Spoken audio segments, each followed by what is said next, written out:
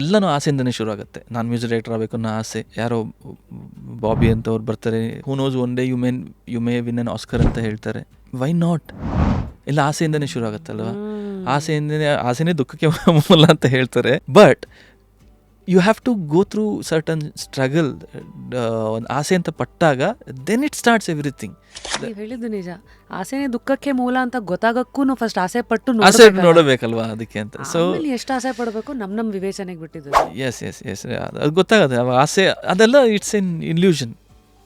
ಆಸೆ, ಕೋಪ, it's an all that illusion, it happens in your mind. I read somewhere very nicely something similar to what you said. ನಮ್ದೆಲ್ಲ emotions ಅದು ನಮಗೆ ಗೊತ್ತಿಲ್ಲದಿರೋಂಗೆ ಒಂದು face of ಲೈಫಲ್ಲಿ driver ಸೀಟಲ್ಲಿ ಇರುತ್ತೆ.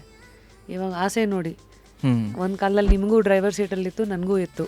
ಅದು ನಿಮ್ಮ ಡೈರೆಕ್ಷನ್ ಎಲ್ಲೋ ಕರ್ಕೊಂಡು ಹೋಯ್ತು, ನನ್ನನ್ನೆಲ್ಲೋ ಕರ್ಕೊಂಡು ಹೋಗಿರುತ್ತೆ. ಸೇಮ್ ಅಗೇನ್ ವಿತ್ ಕೋಪಾನು ಅಷ್ಟೇ. Whatever you make it sit in the driver seat, that will only drive you. ಯಾರನ್ನು ಕೂಡಿಸ್ಬೇಕು ಅನ್ನೋದೀಗ. ಯಾರನ್ನು ಕೂರಿಸ್ಬೇಕು. ಆಮೇಲೆ everything happens within yourself ಅಲ್ವಾ. ಎಲ್ಲನೂ ಆಚೆ ಏನೂ ಇಲ್ಲ. ಆಚೆ it is so nice outside the world is. Full ವಿಡಿಯೋನ ನೋಡಿ on Rapid Rashmi's YouTube channel.